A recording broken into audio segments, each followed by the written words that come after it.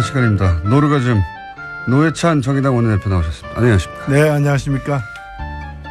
요즘 이 방송이 화제인데 주변에서 뭐라고 안 합니까? 예, 제가 뭐 곳곳에 가면은 예. 유수공장 시청자가 굉장히 많다는 걸 제가 실감하고 있습니다. 그렇죠. 남녀노소 가릴 것 없이. 맞습니다. 예. 연령대가 저도 깜짝깜짝 놀랄 때가 있어요. 네. 예. 분명히 70대 넘으신 것 같은 노부부가 갑자기 지나가다가 그중에 할머님이 뒤돌아서 가지고 예. 혹시 그럼 옆에 있던 남편분이 맞아 두 분이서 막 싸우다가 저한테 그냥 물어보면 될 것을. 예. 예.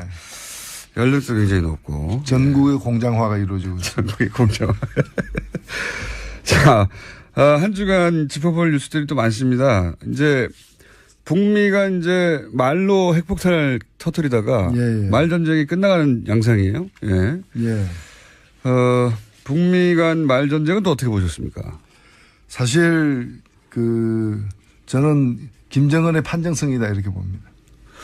그렇게 볼 수 있습니다. 왜냐면은 예. 말 전쟁 해가지고 사실 거의 말로는 대등한 무승부로 가지 않습니까? 그렇죠. 예. 사실 이 무승부로 가는 게 말이 안 되죠. 미국이 초대 강국이고 맞습니다. 북한은 사실 잽도 안 되는 나라인데 예. 북한하고 미국이 또는 트럼프와 김정은이 거의 대등한 말싸움 벌였다는 얘기는 그건 트럼프가 졌다는 얘기죠. 맞습니다. 트럼프가 그렇게 대응하지 말았어야 하는 거죠. 예, 그렇죠. 예. 트럼프가 그걸 무시해버려야 되는데 무모하게 대응하면서 오히려 트럼프에게는 이제 실이 되었다.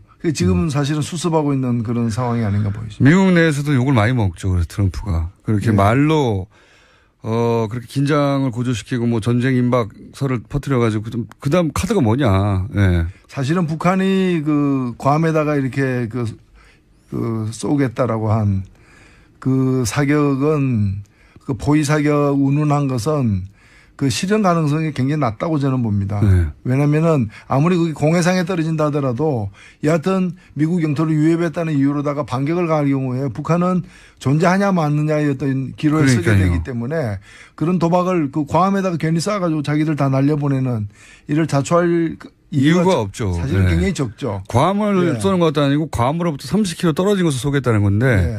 그리고 또 18분이나 걸리는 가는 동안에 요격당할 가능성도 굉장히 많고요. 게다가 궤도까지 공개했어요. 예. 안 쏘겠다는 얘기죠. 그렇죠. 예. 그렇기 때문에 그런데 이제 그럼에도 불구하고 심리적으로는 괌에 사는 사람들부터 시작해서 미국의 일부 언론이라거나 국민들이 받는 위협감은 굉장히 큰 거죠. 트럼프가 더 부채질했죠, 그거를. 그러니까 이제 트럼프가 이제 그렇게 세게 나온 건데 결국 그 상황이 되면은 이게 말이 아니라 실제 상황이 될 수 있다라는 징후가 조금이라도 보이게 되면은 실제 상황이 벌어졌을 때 손해보는 나라들이 사실은 한국과 미국 등만이 아니에요. 북한만이 아니에요. 그러니까 지금 EU에서도 나서려고 그러고 그러니까요. 프랑스도 중재하겠다고 얘기 나오고. 세계대전 벌어지는 거죠, 잘못하면. 네, 그러니까 러시아하고 중국도 다 나설 수밖에 없고 그렇게 되면은 북한만 지탄하는 게 아니라 두 사람의 싸움이 동네를 불태울 수 있다라는 위기감에서 동네 사람 다 일어나니까 둘 다 사실은 문제아가 되는 거죠. 북한은 원래 문제였기 때문에 예.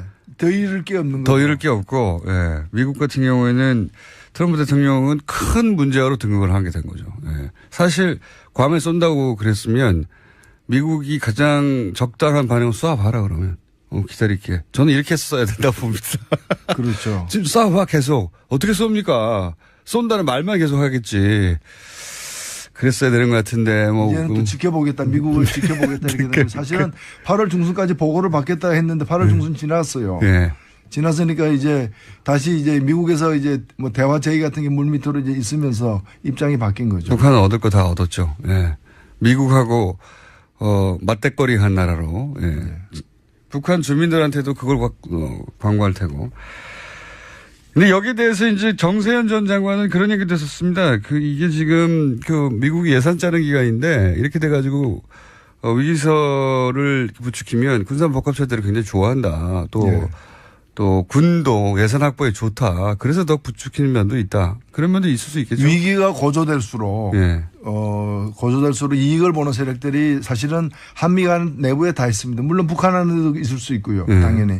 그래서 미국 같은 경우는 군산복합체 같은 경우가 그렇고 강경론자들이 득세하게 되니까 이제 그런 이해관계가 있고 한국 같은 경우에도 보수 언론들 예. 위기가 조장될수록 신났죠. 그러니까 위기 때 허용 안 되는 것들이 있지 않습니까? 자유니 민주니 이런 것들. 위기라는 이유로다가 차단시킬 수 있는 그런 가치들을 누르고 싶어 하는 그런 세력들이 위기를 오히려 조장하고 왜 위기인데 꿈쩍도 안 하느냐. 왜 과암 시민들은 난리인데 한국 국민들은 왜 평온하냐. 그래 놓고 자기들은 자기 집에서 그냥 편안히 자요. 그렇게 위기면 자기들부터 벙커에 들어가든가요. 네. 집에 안 가고. 그런 뉴스를 전하는 기자들도 집에 편안히 돌아갑니다. 저는 뭐 그런 점에서 어저께 그 8.15 경축사에서 문재인 대통령이 굉장히 그 의미심장한 얘기를 사실 했어요. 저는 그 많은 얘기들이 어제 있었는데 그 중에서도 하나를 꼽으라면은 한반도에서의 군사행동은 대한민국만이 결정할 수 있고. 그렇죠. 저도. 누구도 대한민국의 동의 없이 군사행동을 결정할 수 없습니다. 이 얘기는 어찌 보면 굉장히 상식적인 얘기인데 사실 김정은한테 한 얘기가 아니에요. 그렇죠. 미국이 김정은한테 뭐 대한민국이 동의 없이 군사행동하면 안 된다. 이 얘기는 안 맞는 얘기고. 안 통하고. 트럼프한테 한 얘기예요. 맞습니다. 미국에 대해서 한 얘기고 트럼프한테 한 얘기고 사실 이 얘기는 어찌 보면 너무나 맞는 얘기인 것이 한미 상호 방위 조약. 흔히 한미 동맹이라고 얘기하는 그것의 물질적 기반은 한미 상호 방위 조약이거든요. 근데 한미 상호 방위 조약에는 조건이 있어요. 그 태평양 지역이라고 한정돼 있어요. 그리고 그 속에서 한미가 공격을 받을 경우에 일단 공격을 받아야 돼요. 미국이 공격을 받아도 우리가 또 그렇죠. 같이 참전합니다. 그리고 한국이 공격을 받아야지 공격을 받을 징후가 있다거나 이런 거 가지고는 안 되는 거예요. 공격을 받을 경우에 공동으로 대응하도록 돼 있는 거예요. 그러니까 북한이 남침을 하거나 대한민국에 공격을 가할 때 미국이 개입하거나 이제 전쟁에 함께 할 수 있는 것이지 공격을 받지 않은 속에서 선제니 예방이니 하는 그런 행동 그걸 용납하지 않겠다는 거거든요. 그러니까 이 얘기는 결국에 한국의 동의 없는 미국의 선제 공격을 용인하지 않겠다라는 거니까 사실은 굉장히 센 얘기예요. 그러니까 당연한 얘기고 옳은 얘기인데 트럼프가 그 얘기를 했을 때 뭐 화염이 어떻고 뭐 이런 얘기를 했을 때 바로 얘기를 했으면은 트럼프에 대해서 엄중하게 경고하는 직설적으로 경고하는 얘기가 되는 건데 그렇게 되면 이제 북한과의 어떤 그 긴장을 앞두고서 한미 간의 여러 가지 이제 이견 등의 어떤 갈등이 노출되는 것처럼 보이니까 그걸 또 증폭시켰겠죠. 우리 보수 언론은. 한타임 이렇게 해서 그러나 미국의 분명한 메시지. 실제 요 메시지에만 미국이 반응했어요. 미국 언론이. 우리나라에서는 뭐 유석준 위원장이 후대년이 이제 건국 100주년이다 이런 거에 반응하고 있는데 보수 쪽에서는 미국에서는 지금 말씀하신 그 멘트만 반응을 했죠. 이게 트럼프 행정부에 대한 경고의 메시지다. 그렇죠. 맞죠? 준엄한 경고죠. 맞고. 그리고 그냥 일방적 경고가 아니라 한미 상호 방위 조약에 근거한 경고라는 거죠.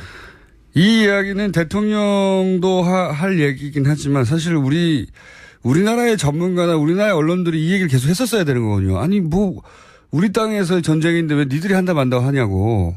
조건이 있죠. 혼이 있고 얼이 있는 언론이라면. 그러니까 이제 이런 얘기 안 한 언론들은 이제 혼이 나가고 얼이 빠져 있는 경우라고 봐야 됩니다. 제가 지난주 내내 불만이었거든요. 아니 미국이 우리 땅에서 전쟁한다는 얘기를 이렇게 막 하면 우리나라의 지식인이나 우리나라의 언론들이나 혹은 우리나라의 전직 국방 장관이나 다 튀어나와가지고 무슨 소리냐. 우리하고 얘기를 하고 해야지.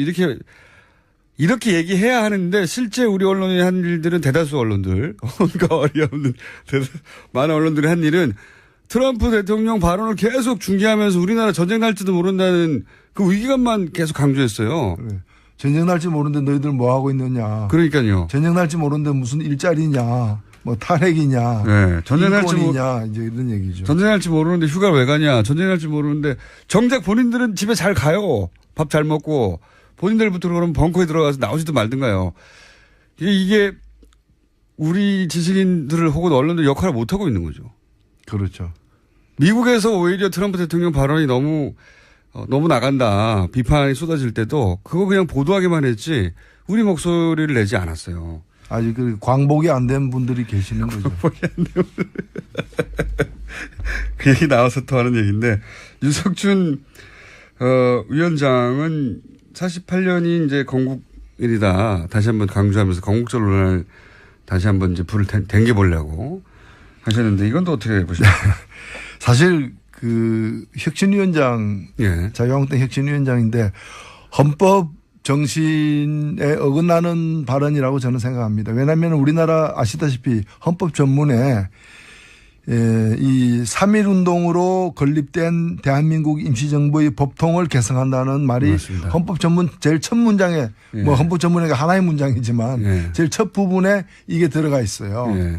그래서 이 문제에 대해서 시비를 걸려면은 헌법 전문부터 고치고 얘기를 해야 되는. 그리고 국부라고 하는 이승만 대통령도 본인이 취임하면서 건국 30주년이라고 했거든요. 예. 이미.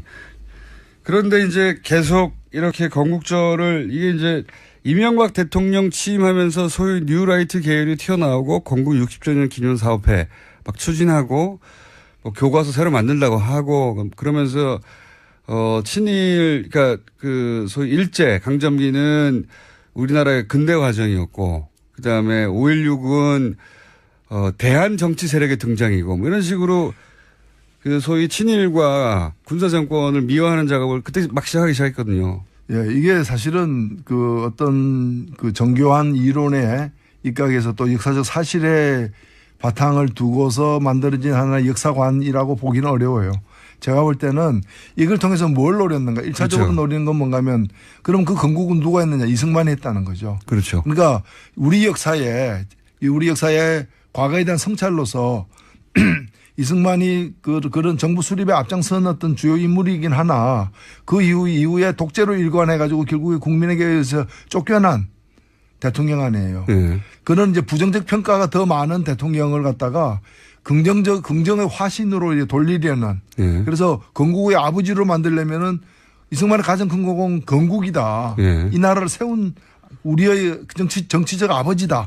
어버이다. 이거예요. 그리고 그 이전에 독립운동들은 굉장히 그러면 격화되는 거거든요. 격화되는 거죠. 예. 건국을 한 사람은 여기 있고 그 이전은 건국에 이르지 못한 활동에 불과한 거거든요. 예. 사실 여러 독립운동의 조류가 있었고 또 우리가 이제 식민지가 되는 바람에 국외에서 벌어진 독립운동이 훨씬 더 많았고 여러 조류가 있을 수밖에 없고 미국에서 중국에서 뭐 러시아 쪽에서 다 있었는데 그중에 한 조류인 미국에 가 있었던 이 이승만을 중심으로 한 그 역사로다가 건국 전사를 정리하고 예. 그다음에 건국의 아버지가 되어가지고 그 어떤 흠결에도 불구하고 예. 이 건국이라는 위대한 업적 앞에서는 그건 별거 아니다라는 식으로 만들려는 이승만 복원운동이 바로 이 건국절 소동이다. 저는 그렇게 생각합니다. 그 한마디만 더 보태자면 이 이승만 정권의 사실은 소위 건국이라고 표현하는 뉴라이트들이 그 과정에 그 소위 친일파들이 많이 참여했거든요. 예. 그렇게 되면서 친일파들은 건국 세력이 되는 거예요. 만약에 그 이전부터 독립운동 과정부터 따르기 시작하면 독립운동을 한 세력이 아니라 친일을 했던 세력이 되는 건데 그렇게 평가가 되는 건데 이 건국을 한 세력이 중요한 것으로 이제 역사를 정리해 버리면 친일파들도 건국에 동참한 건국 맞습니다. 세력이 되는 겁니다. 아주 정확한 지적입니다. 예. 그거를 노리는 거라고 봐야 되겠죠. 예. 친일 4대 매국 세력들을 갖다가 역사의 어떤 주역으로 다시 예. 세탁하고 환원하는 작업이 건국절 소동이다. 그렇게 해서 이어진 세력의 이제 후손들이 이제 이걸 다시 하는 거죠. 그러니까 결국 자유한국당의 어떤 이 지주, 정신적 지주, 원천이 자유당으로까지 예. 올라가고 더 올라가서 그 친일 부역 세력들까지 올라간다는 그런 뜻이라고 저는 봅니다. 그래서 저는 이 논란은 본인 이 세력이 유리할 게 없다고 보는데도 예, 그걸 포기하지 않고 계속해서 자유한국당을 혁신한다는 분이 와가지고 다시 이 논란을 짚히는 것은 유리하지 않을 것 같은데 하고 있어요. 예. 예. 다른 정당 입장에서는 도움이 되나요? 이렇게 되면? 정의당 입장에서는? 아니 불필요한 역사 논쟁에 자꾸 이제 끌고 가는 건데 제가 볼 때 이게 그 전에 제가 마약이라고 이제 그 마약 역할을 하고 있다. 그러니까 이런 걸로다가 이제 그 현재의 통증을 갖다가 무마시키는. 어차피 정권을 붕괴시킨 사람들이잖아요. 정권을 단순히 선거를 통해서 빼앗긴 게 아니라 빼앗기기 전에 자유한국당 정권이 박근혜 정권이 붕괴했잖아요. 그 붕괴에 대한 어떤 아픔 그 통증을 성찰이라거나 또는 어떤 새로운 혁신으로다가 극복하려고 하지 않고 이런 마약 주사 같은 거죠. 이런 이제 모르핀이군요. 예, 프로폴 조사 같은 이런 걸 갖다 자꾸 만든 거예요, 이제. 건국절 또는 우리가 이 나라를 만들었다 뭐 이런 식으로다가 이렇게. 그래서 아마도 상향식 공천을 하지 않고 전략 공천을 하겠다고 하는 것 같아요. 그렇죠. 그러니까 사상 검증을 해서 우리 쪽 예를 들면 이런 건국절 논란에 대해서 그것은 48년 건국이 맞다 하는 사람들만 공천하겠다 뭐 이런 건 것 같아요. 체질이 안 맞죠. 상향식 뭐 이런 거 민주주의 이런 게 잘 안 맞죠. 예. 괜히 불편하고 이제 그렇게. 자, 건국절 논란 이야기는 앞으로도 좀 더 나올 것 같아서 여기까지 해놓고요.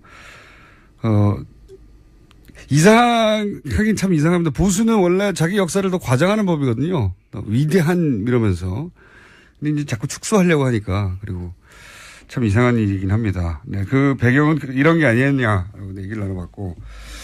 국민의당 당대표 경선은 보십니까? 저는 토론회 짧게 클립 몇 개를 봤는데 예상치 못한 이야기들 오가긴 하더라고요. 예를 들면 이현주 의원이 러닝메이트인 줄 알았더니 안철수 전 대표에 대해서 공세를 아주 세게 하더라고요. 네. 그건 예상 밖이었어요, 저는. 예, 뭐 아무래도 선거니까 예. 그런 식을 통해서 자기를 부각시키려고 하는 저는 뭐 가장 기본적인 그런 어떤 표현이 아닐까 보여집니다. 이현주 의원 출마는 그러면 순전히 자신의 정치적 입지를 위해서 나온 것이다. 처음에는 뭐 러닝메이트 혹은 뭐 페이스메이커 이런 이야기도 있었거든요. 누구를 위해서 나온 글쎄요. 그 속사정에 알 수 없지만은 네. 대략 흘러가는 걸 보니까 뭔가 최고위원 등을 이렇게 그 목표로 했는데 그게 잘 안 되니까 아예 더 세게 이렇게 나온 게 아닌가 이렇게 보여집니다. 협조를 잘 못 받았을 수 있다. 예. 그러니까 안철수 대표 측으로부터 협조를 생각했는데 안 해줘서 그런 거 아니냐. 근데 관심을 모으고 흥행을 시키는 데는 일조한 면이 있죠. 아무래도. 어떻게 될까요? 전망은 어떻게 보십니까? 이 결과. 글쎄요. 뭐 워낙에 안 후보가 제일 유리하니까 또 나오지 않았겠느냐는 전망들이 많은데 또 결선 투표자라는 또 이 선거제도가 도입됐기 때문에 만일 안 후보가 낙선한다면 이변일 것이다. 이변일 것이다. 이변의 가능성을 현재로서는 뭐 점치기는 어렵다 이렇게 보입니다. 낙선한다면 본인의 정치적 위상도 큰 상처를 받겠죠. 예. 이 당내 선거에서도 이기지 못하면 그럴 가능성인데 그렇게 높지 않다고 보시는 거죠, 지금은? 예, 뭐 낙선할 가능성이 높아 보이지는 않는데 낙선한다고 해도 하면은 끝나느냐. 근데 이게 이제 사람에 따라 다르죠. 받아들이는 사람에 따라서. 이분 같은 경우에는 뭐 외상후 스트레스가 굉장히 적은 편이어가지고. 외상후 스트레스가. 예. 그러니까요. 굉장히 특이한 케이스입니다. 선거 지고 나면 상처가 굉장히 크고 정신적으로 충격을 많이 받는데 대선을 지금 그렇게 금방 등장하기가 어렵거든요. 사방에서 요구해도 못 나가거든요, 잘. 참 특이하지 않습니까? 그렇죠. 네. 홍준표 대표 같은 경우는 그 외상후 스트레스가 좀 심한 것 같더라고요. 오히려. 그러니까 어제 8.15 경축식 보면서도 이제 죄송합니다. 경축식 보면서도 그 뭐 촛불혁명, 촛불잔치 같다. 그게 완전히 이제 촛불 그 어떤 이 당시의 어떤 정신적 충격, 두려움 이런 게 이제 상처로 남아서 생기는 게 이제 외상후 스트레스인데 이제 그런 게 좀 강한 것 같은데 여전히 거기서 못 헤어나오고 있는. 홍준표 대표 같은 경우는 그 당에서 원해서 끌려 나온 측면이 있는데 또 불구하고 그런데 안철수 지금 이제 당대표 후보는 다들 나오지 말라고 그러는데 나왔지 않습니까? 그럼에도 불구하고 그런 상처는 별로 느껴지지 않는 특이한 케이스입니다. 예. 나오지 말라고 해서 주저앉으면 이제 끝이다라는 어떤 그런 절박감도 있었겠죠. 자, 그래서 결국은 안철수 전 대표가 지금 전망하는 대로 당대표가 되면 그럼 어떻게 변할까요? 정계 개편이 있을 수도 있다 뭐 이런 얘기도 있는데. 네, 조기에 있기는 어렵지 않느냐 저는 그렇게 생각됩니다. 뭐 지방선거가 있긴 하지만은 결국에는 그 국민의당이 대선을 위해서 또 한 사람의 대선을 위해서 만들어진 이제 이해관계가 다르고 노선이 이렇게 굉장히 복잡한 그런 세력들의 어떤 결집체이기 때문에 온전히 그냥 다음 대선 후보가 누가 되든 관계없이 계속 흘러갈 수 있는 그런 당은 아니라고 봅니다. 만일 계속해서 다음 대선 후보까지 이제 안 후보로 이렇게 가는 경우에는 그 주로 호남을 중심으로 한 다른 세력들, 예. 그 비안 세력들 같은 경우에는 다른 선택을 할 가능성도 사실은 있죠. 그렇게 하라고 지금 나온 거다라는 해설도 있어요. 네. 그렇게 하는 걸 두려워하지 않는 것이지 일부러 그걸 내보내려고 나왔다고까지 봐야 될 것인가. 일부러 내놓는 거가 나가더라도 흔들리지 않겠다라는 어떤 그런 마음의 준비는 아마 되어 있는 것 같은데. 나가면은 오히려 예를 들어서 바른정당과 연대라든가 이런 게 쉽고 바른정당의 유승민 후보보다는 자신이 득표가 더 많았으니 차기라도 더 유리하다 이런 계산도 있을 수 있죠. 그런 계산도 있을 수 있지만은 그 경우에도 그러면 바른당은 온전히 통째로 합류할 것인가. 그럴 가능성은 저는 적다고 봅니다. 그렇게 그렇겠죠. 되면은 두 당 다 이렇게 조금씩 이제 그 흩어지면서 자유한국당으로 돌아갈 사람과 민주당으로 돌아갈 사람들을 빠지고 난 세력의 연합 뭐 이런 게 생각해 볼 수 있겠네요. 그러기에는 시간이 제가 볼 때 너무 많이 남았고 지방선거라는 것이 각 지역구 의원들에게 굉장히 중요한 선거임에도 불구하고 자신의 목숨을 직접 거는 선거가 아니기 때문에 다음 총선 다음 총선에 임박해서 그런 일이 벌어질 가능성이 현재로서는 더 높아 보이고 아니면 이제 선거제도나 개헌과 관련해 가지고 뭐 권력구조의 심각한 변동이나 또 선거제도의 획기적인 변화 이런 것이 만일 임박해지면 그 타산들이 다 다를 수밖에 없기 때문에 그런 것들이 변수가 될 수는 있지만 조기에 이번 국민의당 경선의 결과가 어떻게 되든 조기에 그런 일이 벌어질 가능성은 좀 적어 보입니다. 당대표 결과가 나오더라도 일단 그 당 그대로 유지될 것이고 다만 이제 친한 반환이라고 해야 되나요? 친한 반환. 예, 친문, 반문보다는 발음이 잘 입이 안 붙네요. 친한 반환. 친한 반환으로 사실상 갈라져 있어요, 보면. 이미. 이 대결 구도는 더 공고히 될 수도 있겠습니다. 예, 대결 구도는 공고히 되겠지만 그 대결 구도에서 를 통해서 만들어지는 어떤 갈등이 당을 쪼갤 정도까지 되느냐에 있어서는 이해관계가 당으로 묶여 있는 게 현재로서는 좀 더 얻는 게 많기 때문에 크지는 않을 것이다 보이죠. 이 과정에서 안철수 전 대표 서울시장 후보 차출론도 등장했어요. 예. 이건 이제 뭐 당대표 하지 말란 얘기죠. 그 서울시장 후보로 나가시지 이 얘기는 하지 마시라 이 얘기죠. 그런데 이제 본인은 당대표 의지가 강하니까 당대표가 나와서 근데 서울시장 나가겠다고 중간에 관둘 수도 있는 거 아닙니까? 안철수 전 대표가 서울시장에 그런 생각이 있었으면 지금부터 그걸 준비했겠죠. 대표에 나와서 저렇게 그 당내에 패를 더 가를 이유가 없었겠죠. 그럴까요? 지금 당장이라도 일단 살아야 돼서 나온 거 아닐까요? 혹시? 일단은 그렇다고 보는데 뭐 서울시장 후보는 뭐 누구든 또 그것이 자기에게 유리한 형세가 되면은 다 고려할 수 있는 것들이기 때문에 서울시장에 만약에 나온다면 경쟁력은 어느 정도 될 거라고 보십니까? 글쎄요, 뭐 그 본인이 굉장히 잘 알고 있을 것 같은데요. 본인이 혹시 대표님도 생각하시는 거 아닙니까? 그래서 지금 말을 막 못 하시는 거 아니에요? 그냥 소위 부답이라고 웃으면서 아무 답을 하지 않았다 이렇게 정리를 하겠습니다. 그럼 가능성이 없는 게 아니군요. 왜냐하면 저희끼리 리얼미터 통해 가지고 잠재적 서울시장 후보군을 놓고 지지도 조사 같은 거 이제 곧 할 텐데 누구 넣냐 빼냐 막 얘기 많거든요. 거기 노회찬 대표님도 넣어야 돼. 막 이런 얘기 하고 있는 와중이었는데 넣을까요? 소위 부답입니다. 그럼 넣는 것으로. 관심 있으시군요. 그럼 박원순 서울시장도 삼선 의지를 거의 표명한 것과 마찬가지라서 공식적으로 본인 입으로는 안 했지만 언론 보도로 박원순 서울시장하고 붙을 수 있지 않습니까? 박원순 서울시장보다 노회찬 내가 더 나은 점. 저는 박원순 서울시장 공동선대위원장을 한 사람입니다. 그렇긴 하지만. 그렇긴 하지만 나가서 다시 붙을 수 있지 않습니까? 아유, 지금 뭐 그게 그거보다 더 중요한 이슈들이 많습니다. 예. 그러면 본인이 박원순 시장보다 나은 점 한 가지만 얘기해 주세요. 일단 머리숱이 더 많고요.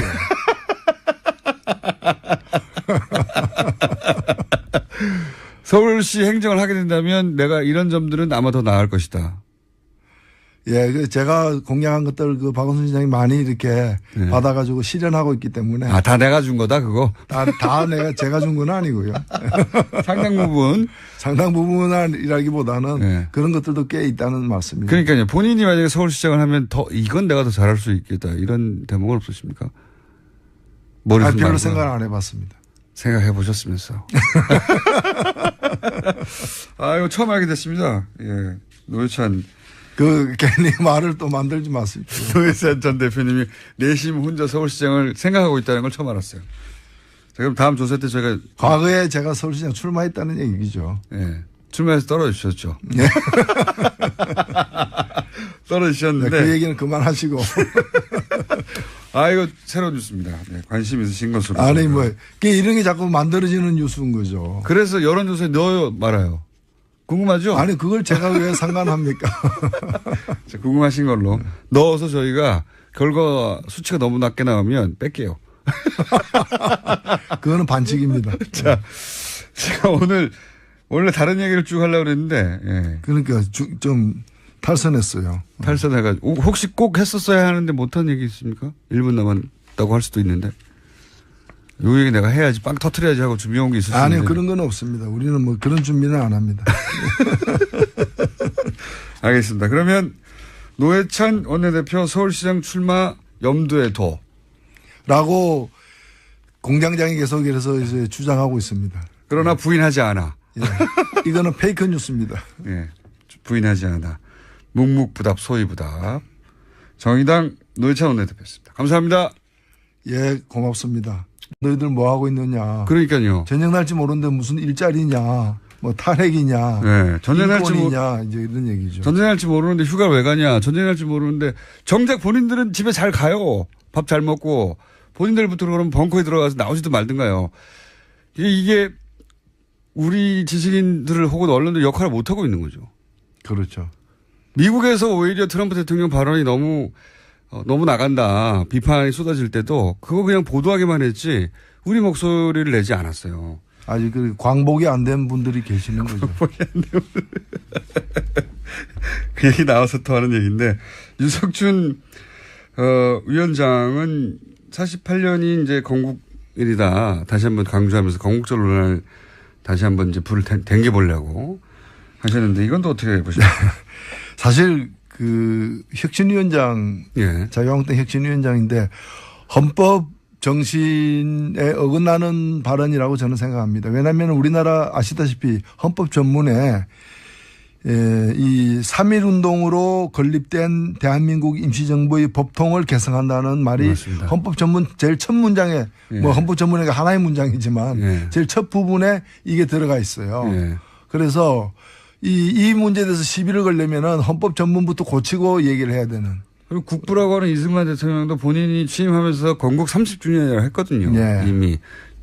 그런데 이제 계속 이렇게 건국절을 이게 이제 이명박 대통령 취임하면서 소위 뉴라이트 계열이 튀어나오고 건국 60주년 기념 사업회 막 추진하고 교과서 새로 만들다고 하고 그러면서 친일 그러니까 소위 일제 강점기는 우리나라의 근대 과정이었고 그다음에 5.16은 대한 정치 세력의 등장이고 뭐 이런 식으로 소위 친일과 군사 정권을 미화하는 작업을 그때 막 시작했거든요. 예, 이게 사실은 어떤 정교한 이론에 입각해서 또 역사적 사실에 바탕을 두고서 만들어진 하나의 역사관이라고 보기는 어려워요.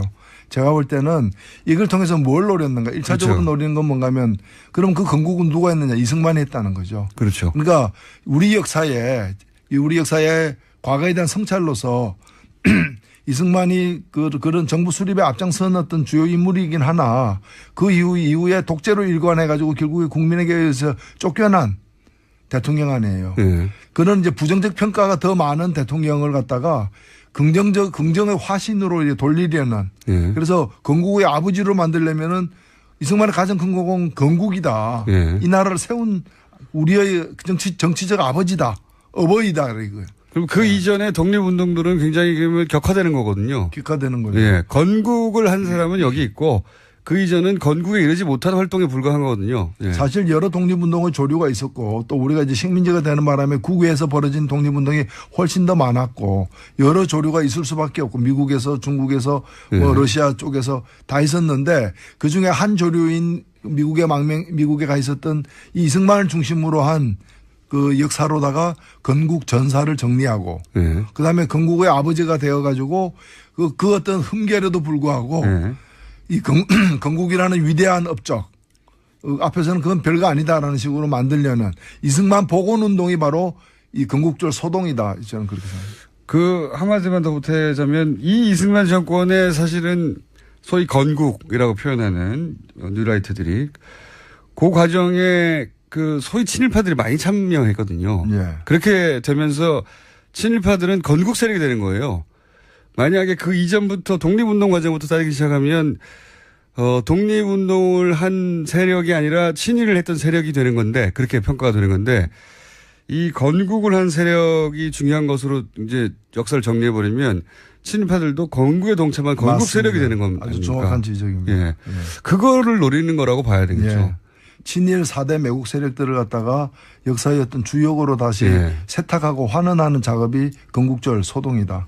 그렇게 해서 이어진 세력의 이제 후손들이 이제 이걸 다시 하는 거죠. 그러니까 결국 자유한국당의 어떤 이 지주, 정신적 지주, 원천이 자유당으로까지 올라가고 더 올라가서 그 친일 부역 세력들까지 올라간다는 그런 뜻이라고 저는 봅니다. 그래서 저는 이 논란은 본인, 이 세력이 유리할 게 없다고 보는데도, 예, 그걸 포기하지 않고 계속해서, 자유한국당을 혁신한다는 분이 와가지고 다시 이 논란을 짚히는 것은 유리하지 않을 것 같은데 하고 있어요. 예. 예. 다른 정당 입장에서는 도움이 되나요? 이렇게 되면? 정의당 입장에서는? 아니 불필요한 역사 논쟁에 자꾸 이제 끌고 가는 건데 제가 볼 때 이게 그 전에 제가 마약이라고 이제 그 마약 역할을 하고 있다. 그러니까 이런 걸로다가 이제 그 현재의 통청을 갖다가 무마시키는. 어차피 정권을 붕괴시킨 사람들이잖아요. 정권을 단순히 선거를 통해서 빼앗긴 게 아니라 빼앗기기 전에 자유한국당 정권이 박근혜 정권이 붕괴했잖아요. 그 붕괴에 대한 어떤 아픔. 그 통증을 성찰이라거나 또는 어떤 새로운 혁신으로다가 극복하려고 하지 않고 이런 마약 주사 같은 거죠. 이런 이제 모르핀이군요. 예, 프로폴 조사 같은 이런 걸 갖다 자꾸 만든 거예요, 이제. 건국절 또는 우리가 이 나라를 만들었다 이런 식으로다가 이렇게. 그래서 아마도 상향식 공천을 하지 않고 전략 공천을 하겠다고 하는 것 같아요. 그렇죠. 그러니까 사상 검증을 해서 우리 쪽 예를 들면 이런 건국절 논란에 대해서 그것은 48년 건국이 맞다 하는 사람들만 공천하겠다 이런 건 것 같아요. 체질이 안 맞죠. 상향식 이런 거 민주주의 이런 게 잘 안 맞죠. 예. 괜히 불편하고 이제 그렇게. 자, 건국절 논란 이야기는 앞으로도 좀 더 나올 것 같아서 여기까지 해놓고요. 하긴 참 이상합니다. 보수는 원래 자기 역사를 더 과장하는 법이거든요. 위대한 이러면서. 근데 이제 자꾸 축소하려고 하니까 그리고 참 이상한 일이긴 합니다. 네, 그 배경은 이런 게 아니었냐라고 얘기를 나눠봤고 국민의당 당대표 경선은 보십니까? 저는 토론회 짧게 클립 몇 개로 봤는데 예상치 못한 이야기들 오가긴 하더라고요. 예를 들면 이현주 의원이 러닝메이트인 줄 알았더니 안철수 전 대표에 대해서 공세를 아주 세게 하더라고요. 네. 그건 예상 밖이었어요, 저는. 예, 아무래도 선거니까 그런 식을 통해서 자기를 부각시키려고 하는 저는 가장 기본적인 그런 어떤 표현이 아닐까 보여집니다. 이현주 의원 출마는 그러면 순전히 자신의 정치적 입지를 위해서 나온 것이다. 처음에는 러닝메이트 혹은 페이스메이커 이런 이야기도 있었거든요. 누구를 위해서 나온 글쎄요. 그 속사정에 알 수 없지만은 대략 흘러가는 걸 보니까 뭔가 최고위원 등을 이렇게 그 목표로 했는데 그게 잘 안 되니까 아예 더 세게 이렇게 나온 게 아닌가 이렇게 보여집니다. 협조를 잘 못 받았을 수 있다. 예, 이렇게 하여튼 안철수 대표 측으로부터 협조를 생각했는데 안 해줘서 그런 거 아니냐. 근데 이런 관심을 모으고 흥행을 시키는 데는 일조한 면이 있죠. 아무래도. 어떻게 될까요? 전망은 어떻게 보십니까? 이 결과. 글쎄요, 뭐 워낙에 안 후보가 제일 유리하니까 또 나오지 않았겠느냐는 이 전망들이 많은데 또 결선 투표자라는 또 이 선거제도가 도입됐기 때문에 만일 안 후보가 낙선한다면 이변일 것이다. 이변일 것이다. 이변의 가능성을 현재로서는 뭐 점치기는 어렵다 이렇게 보입니다. 낙선한다면 본인의 정치적 위상도 큰 상처를 받겠죠. 예. 이 당내 선거에서도 이기지 못하면 그럴 가능성인데 그렇게 높지 않다고 보시는 거죠, 지금은? 예, 뭐 낙선할 가능성이 높아 보이지는 않은데 예. 낙선한다고 해도 하면은 끝나느냐. 예. 근데 이게 이제 사람에 따라 다르죠. 받아들이는 사람에 따라서. 이분 같은 경우에는 뭐 외상후 스트레스가 굉장히 적은 편이어가지고. 외상후 스트레스가. 예. 그러니까 굉장히 특이한 케이스입니다. 선거 지고 나면 상처가 굉장히 크고 정신적으로 충격을 많이 받는데 대선을 지금 그렇게 금방 등장하기가 어렵거든요. 사방에서 요구해도 터지는 시간입니다. 노르가즘 노회찬 정의당 원내대표 나오셨습니다. 안녕하십니까? 네, 안녕하십니까? 요즘 이 방송이 화제인데 주변에서 뭐라고 안 합니까? 예. 제가 뭐 곳곳에 가면은 예. 유수공장 시청자가 굉장히 많다는 걸 제가 실감하고 있습니다. 그렇죠. 남녀노소 가릴 것 없이. 맞습니다. 예. 연령대가 저도 깜짝깜짝 놀랄 때가 있어요. 네. 네. 분명히 70대를 넘으신 것 같은 노부부가 갑자기 지나가다가 그중에 할머님이 뒤돌아서 가지고 예. 혹시 그럼 옆에 있던 남편분이 맞아! 두 분이서 막 싸우다가 저한테 그냥 물어보면 될 것을. 예. 예. 연령도 굉장히 높고. 전국의 공장화가 이루어지고 있습니다. 전국의 공장화. 자, 한 주간 짚어볼 뉴스들이 또 많습니다. 이제 북미가 이제 말로 핵폭탄을 터뜨리다가 예. 말 전쟁이 끝나가는 양상이에요. 예. 예. 북미 간 말 전쟁은 또 어떻게 보셨습니까? 사실 저는 김정은의 판정성이다 이렇게 봅니다.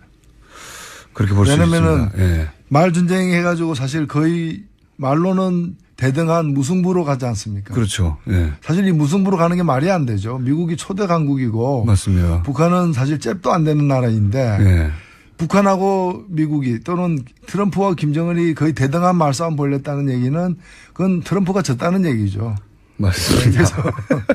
트럼프가 그렇게 대응하지 말았어야 하는 거죠. 예, 그렇죠. 예. 트럼프가 그걸 무시해버려야 되는데 무모하게 대응하면서 오히려 트럼프에게는 이제 실이 되었다. 지금은 사실은 수습하고 있는 그런 상황이 아닌가 보이죠. 미국 내에서도 욕을 많이 먹죠. 그래서 트럼프가. 그렇게 예. 말로 그렇게 긴장을 고조시키고 뭐 전쟁 임박설을 퍼뜨려가지고 그다음 카드가 뭐냐. 예. 사실은 북한이 괌에다가 이렇게 쏘겠다라고 한 사격은 포위 사격 운운한 것은 실현 가능성이 굉장히 낮다고 저는 봅니다. 네. 왜냐면은 아무리 그게 공해상에 떨어진다 하더라도 여하튼 미국 영토를 위협했다는 이유로다가 반격을 가할 경우에 북한은 존재하냐 마느냐의 어떤 기로에 서게 되기 때문에 그런 도박을 괌에다가 괜히 쏴가지고 자기들 다 날려보내는 이를 자초할 이유가 없죠. 사실은 네. 굉장히 적죠. 괌을 네. 쏘는 것도 아니고 괌으로부터 30km 떨어진 곳을 쏘겠다는 건데. 네.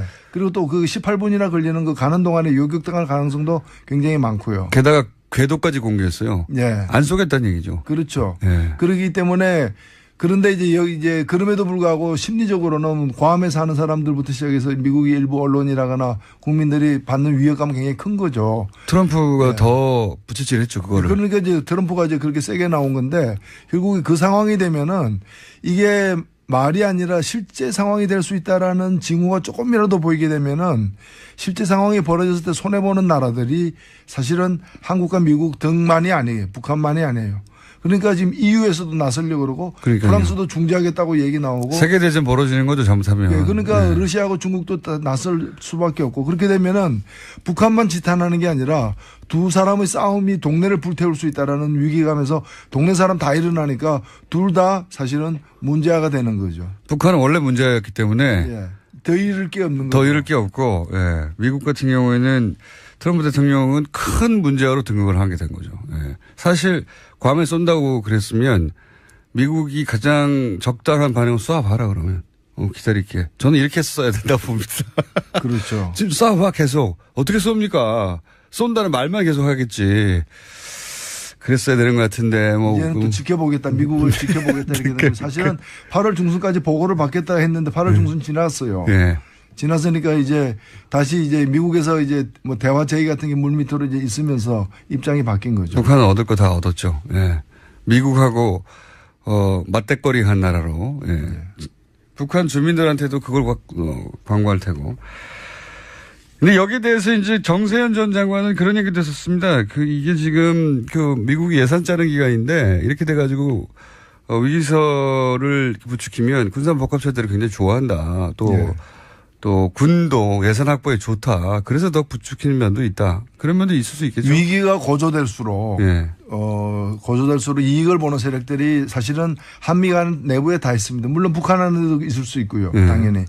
그래서 미국 같은 경우는 군산복합체 같은 경우가 그렇고 강경론자들이 득세하게 되니까 이제 그런 이해관계가 있고 한국 같은 경우에도 보수 언론들 예. 위기가 조장될수록 신났죠. 그러니까 위기 때 허용 안 되는 것들이 있지 않습니까? 자유니 민주니 이런 것들.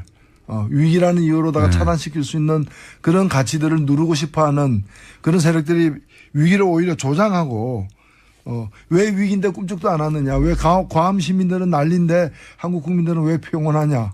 그래 놓고 자기들은 자기 집에서 그냥 편안히 자요. 그렇게 위기면 자기들부터 벙커에 들어가든가요. 네. 집에 안 가고. 그런 뉴스를 전하는 기자들도 집에 편안히 돌아갑니다.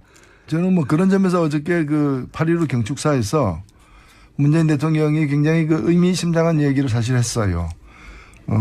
저는 많은 얘기들이 어제 있었는데 그 중에서도 하나를 꼽으라면은 한반도에서의 군사행동은 대한민국만이 결정할 수 있고. 그렇죠. 저도. 누구도 대한민국의 동의 없이 군사행동을 결정할 수 없습니다. 이 얘기는 어찌 보면 굉장히 상식적인 얘기인데 사실 김정은한테 한 얘기가 아니에요. 그렇죠. 미국이 김정은한테 뭐 대한민국의 동의 없이 군사행동하면 안 된다. 이 얘기는 안 맞는 얘기고. 안 통하고. 트럼프한테 한 얘기예요. 맞습니다. 미국에 대해서 한 얘기고 트럼프한테 한 얘기고 사실 이 얘기는 어찌 보면 너무나 맞는 얘기인 것이 한미 상호 방위 조약. 흔히 한미 동맹이라고 얘기하는 그것의 물질적 기반은 한미 상호 방위 조약이거든요. 근데 한미 상호 방위 조약에는 조건이 있어요. 태평양 지역이라고 한정돼 있어요. 그리고 그 속에서 한미가 공격을 받을 경우에 일단 공격을 받아야 돼요. 미국이 공격을 받아도 우리가 또 그렇죠. 같이 참전합니다. 그리고 한국이 공격을 받아야지 공격을 받을 징후가 있다거나 이런 거 가지고는 안 되는 거예요. 공격을 받을 경우에 공동으로 대응하도록 돼 있는 거예요. 그러니까 북한이 남침을 하거나 대한민국에 공격을 가할 때 미국이 개입하거나 이제 전쟁에 함께 할 수 있는 것이지 공격을 받지 않은 속에서 선제니 예방이니 하는 그런 행동 그걸 용납하지 않겠다는 거거든요. 그러니까 이 얘기는 결국에 한국의 동의 없는 미국의 선제 공격을 용인하지 않겠다라는 거니까 사실은 굉장히 센 얘기예요. 그러니까 당연한 얘기고 옳은 얘기인데 트럼프가 그 얘기를 했을 때 뭐 화염이 어떻고 뭐 이런 얘기를 했을 때 바로 얘기를 했으면은 트럼프에 대해서 엄중하게 경고하는 직설적으로 경고하는 얘기가 되는 건데 그렇게 되면 이제 북한과의 어떤 긴장을 앞두고서 한미 간의 여러 가지 이제 이견 등의 어떤 갈등이 노출되는 것처럼 보이니까 그걸 또 증폭시켰겠죠. 우리 보수 언론은. 한 타임 이렇게 해서 그러나 미국의 분명한 메시지. 실제 요 메시지에만 미국이 반응했어요. 미국 언론이. 우리나라에서는 뭐 유석준 위원장이 후대년이 이제 건국 100주년이다 이런 거에 반응하고 있는데 보수 쪽에서는 미국에서는 지금 말씀하신 그 멘트만 반응을 했죠. 이게 트럼프 행정부에 대한 경고의 메시지다. 그렇죠. 맞죠? 준엄한 경고죠. 맞고. 그리고 그냥 일방적 경고가 아니라 한미 상호 방위 조약에 근거한 경고라는 거죠. 이 이야기는 대통령도 할 얘기긴 하지만 사실 우리 우리나라의 전문가나 우리나라의 언론들이 이 얘기를 계속 했었어야 되는 거거든요. 아니 뭐 우리 땅에서의 전쟁인데 왜 니들이 한다 만다고 하냐고. 조건이 있죠. 혼이 있고 얼이 있는 언론이라면. 그러니까 이제 이런 얘기 안 한 언론들은 이제 혼이 나가고 얼이 빠져 있는 경우라고 봐야 됩니다. 제가 지난주 내내 불만이었거든요. 아니 미국이 우리 땅에서 전쟁한다는 얘기를 이렇게 막 하면 우리나라의 지식인이나 우리나라의 언론들이나 혹은 우리나라의 전직 국방 장관이나 다 튀어나와가지고 무슨 소리냐. 우리하고 얘기를 하고 해야지. 이렇게 얘기해야 하는데 실제 우리 언론이 한 일들은 대다수 언론들, 그러니까 어리없는 많은 언론들이 한 일은 트럼프 대통령 발언을 계속 중계하면서 우리나라 전쟁 날지도 모른다는 그 위기감만 계속 강조했어요. 네. 전쟁 날지 모르는데 못 나가거든요, 잘. 참 특이하지 않습니까? 그렇죠. 네. 홍준표 대표 같은 경우는 그 외상후 스트레스가 좀 심한 것 같더라고요. 오히려. 그러니까 어제 8.15 경축식 보면서도 이제 죄송합니다. 경축식 보면서도 그 뭐 촛불혁명, 촛불 잔치 같다. 그게 완전히 이제 촛불 그 어떤 이 당시의 어떤 정신적 충격, 두려움 이런 게 이제 상처로 남아서 생기는 게 이제 외상후 스트레스인데 이제 그런 게 좀 강한 것 같은데 여전히 거기서 못 헤어나오고 있는. 홍준표 대표 같은 경우는 그 당에서 원해서 끌려 나온 측면이 있는데 또 불구하고 그런데 안철수 지금 이제 당대표 후보는 다들 나오지 말라고 그러는데 나왔지 않습니까? 그럼에도 불구하고 그런 상처는 별로 느껴지지 않는 특이한 케이스입니다. 예. 나오지 말라고 해서 주저앉으면 이제 끝이다라는 어떤 그런 절박감도 있었겠죠. 자, 그래서 결국은 안철수 전 대표가 지금 전망하는 대로 당대표가 되면 그럼 어떻게 변할까요? 정계 개편이 있을 수도 있다 뭐 이런 얘기도 있는데. 근데 저 조기에 있기는 어렵지 않느냐 저는 그렇게 생각됩니다. 뭐 지방선거가 있긴 하지만은 결국에는 그 국민의당이 대선을 위해서 또 한 사람의 대선을 위해서 만들어진 이제 이해관계가 다르고 노선이 이렇게 굉장히 복잡한 그런 세력들의 어떤 결집체이기 때문에 온전히 그냥 다음 대선 후보가 누가 되든 관계없이 계속 흘러갈 수 있는 그런 당은 아니라고 봅니다. 만일 계속해서 다음 대선 후보까지 이제 안 후보로 이렇게 가는 경우에는 그 주로 호남을 중심으로 한 다른 세력들, 그 비안 세력들 같은 경우에는 다른 선택을 할 가능성도 사실은 있죠. 그렇게 하라고 지금 나온 거다라는 해설도 있어요. 뭐 그렇게 하는 걸 두려워하지 않는 것이지 일부러 그걸 내보내려고 나왔다고까지 봐야 될 것인가. 일부러 내놓는 거, 그러니까 나가더라도 흔들리지 않겠다라는 어떤 그런 마음의 준비는 아마 되어 있는 것 같은데. 나가면은 오히려 예를 들어서 바른정당과 연대라든가 이런 게 쉽고 바른정당의 유승민 후보보다는 자신이 득표가 더 많았으니 차기라도 더 유리하다 이런 계산도 있을 수 있죠. 그런 계산도 있을 수 있지만은 그 경우에도 그러면 바른당은 온전히 통째로 합류할 것인가. 그럴 가능성은 저는 적다고 봅니다. 그렇게 그렇겠죠. 되면은 두 당 다 이렇게 조금씩 이제 그 흩어지면서 자유한국당으로 돌아갈 사람과 민주당으로 돌아갈 사람들을 빠지고 난 세력의 연합 뭐 이런 게 생각해 볼 수 있겠네요. 그러기에는 시간이 제가 볼 때 너무 많이 남았고 지방선거라는 것이 각 지역구 의원들에게 굉장히 중요한 선거임에도 불구하고 자신의 목숨을 직접 거는 선거가 아니기 때문에 다음 총선 다음 총선에 임박해서 그런 일이 벌어질 가능성이 현재로는 더 높아 보이고 아니면 이제 선거제도나 개헌과 관련해 가지고 뭐 권력 구조의 심각한 변동이나 또 선거제도의 획기적인 변화 이런 것이 많이 임박해지면 그 타산들이 다 다를 수밖에 없기 때문에 그런 것들이 변수가 될 수는 있지만 조기에 이번 국민의당 경선의 결과가 어떻게 되든 조기에 그런 일이 벌어질 가능성은 좀 적어 보입니다. 당대표 결과가 나오더라도 일단 그 당 그대로 유지될 것이고 다만 이제 친한 반환이라고 해야 되나요? 친한 반환. 예, 친문, 반문보다는 발음이 잘 입이 안 붙네요. 친한 반환. 친한 반환으로 사실상 갈라져 있어요, 보면. 이미. 이 대결 구도는 더 공고히 될 수도 있겠습니다. 안철수. 예, 대결 구도는 공고히 되겠지만 그 대결 구도에서 를 통해서 만들어지는 어떤 갈등이 당을 쪼갤 정도까지 되느냐에 어려운 있어서는 것이다. 예, 이해관계가 당으로 묶여 있는 게 현재로서는 좀 더 얻는 게 많기 때문에 크지는 않을 것이다 보이죠. 이 과정에서 안철수 전 대표 서울시장 후보 차출론도 등장했어요. 예. 이건 이제 뭐 당대표 하지 말란 얘기죠. 그 서울시장 후보로 나가시지 이 얘기는 하지 마시라 이 얘기죠. 예. 근데 이제 본인은 당대표 의지가 강하니까 당대표가 나와서 근데 서울시장 나가겠다고 중간에 관둘 수도 있는 거 아닙니까? 안철수 전 대표가